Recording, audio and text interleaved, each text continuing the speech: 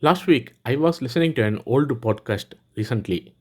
It was named No Hollywood Ending for the Visual Effects Industry by Freakonomics. It was season 6, episode 25, released in February 2017.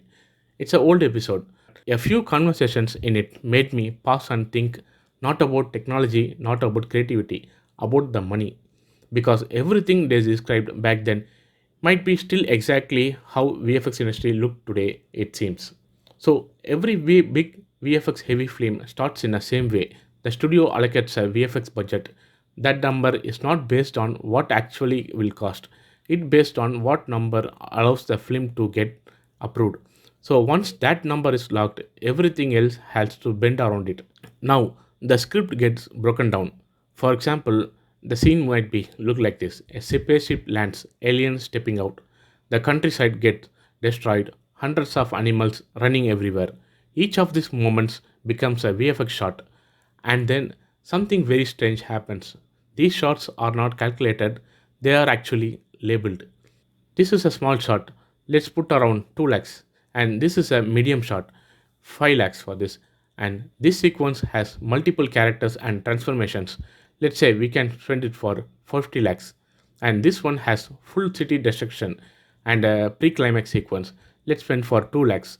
And this one is a climatic sequence. Let's allocate for 3 crores. These numbers are not precise. They are estimates based on the allocated VFX budget. Once these numbers are added together, the total becomes a VFX bid, and the bid is now a real number. It goes in contracts, schedules, release plannings, even though the reality has not started yet. So now the fixed bid for a particular VFX shot goes out not to one VFX studio but too many, because no single studio can usually finish an entire film on time. So this is where the real problem begins. VFX studios start underbidding each other, not because they want to, because if they do not, someone else will take the work. So a VFX studio might assume the best case scenario: plates and elements arrive on time, feedbacks might be reasonable, the edit don't change much, and schedules will stay realistic.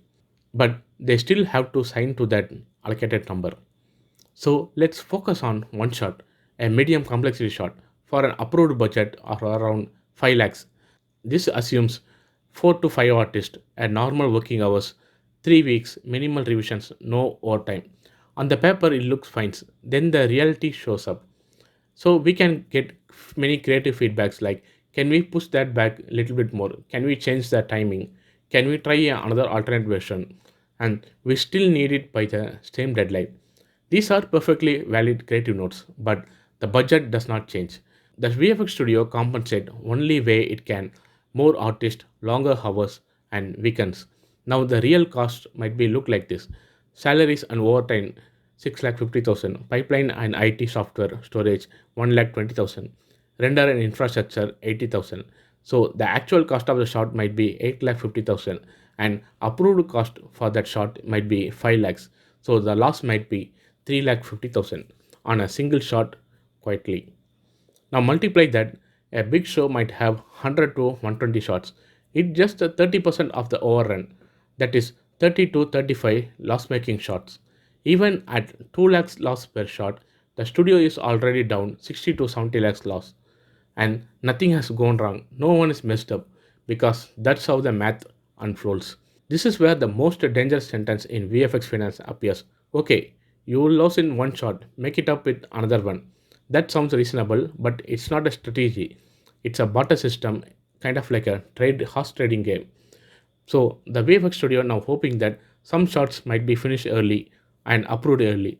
Some shots are simpler than expected, and some artist works faster than planned. Sometimes this works, often it does not, and when it does not, the loss stacks quietly. This is also where the crunch enters the picture. Crunch is not a creative decision, it's a financial response. When schedules slip and budgets are locked, the only variable is time, artist time, late nights, weekends, and stretches, not because anyone wants it, because missing the delivery costs more. Also, there is another layer that makes this worse: creative changes after shooting. A short bit is assuming a parking lot shoot, simple background replacement, minimal asset build. Then, when in reality the plans change, edit change, the creative direction changes, the continuity demands more work, and definition of the shot might be actually changed, but the schedule stays and the budget stays. Now the same shot cost far more than planned and pays exactly the same. This is where the studio bleeds slowly, not loudly, not dramatically, quietly. So let's zoom out again. A big film might have VFX budget around 300 to 40, 400 crores. It sounds massive, but the money does not arrive upfront. It comes in stages, some now, some later, some after final approval. But meanwhile, salary has to go out every month, rent has to go out every month, license renew every year. Cash flows out fast, cash flows in slowly. This is how a studio can look profitable on paper, still collapse in real life. And this is why VFX studios get into trouble. Not because artists are slow or working people are slow and careless, because the business model assumes certainty in an industry that built entirely on change. Short changes, schedule compresses, but the budget stays frozen. The risk is always sits with the vendor. So next time you hear it's a 300 crore VFX movie, remember this. Most VFX studio might probably never see the money, but they carry the risk, observe the overruns, they hope the math balance out. Sometimes it does, sometimes it does not.